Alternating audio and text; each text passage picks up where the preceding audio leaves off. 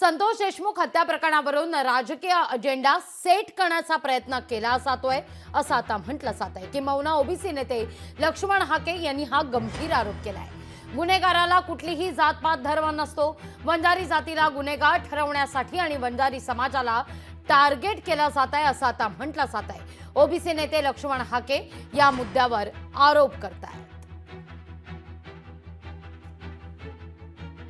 खरं तर हत्या, गुन्हा आणि गुन्हेगाराला मी कायम माझी भूमिका मांडत आलो आहे की गुन्हेगाराला जात पात पंथ असं कुठलंही नसतं आणि गुन्हेगारीचं आणि त्याच्या कृत्याचं कोणीही समर्थन करणार नाही।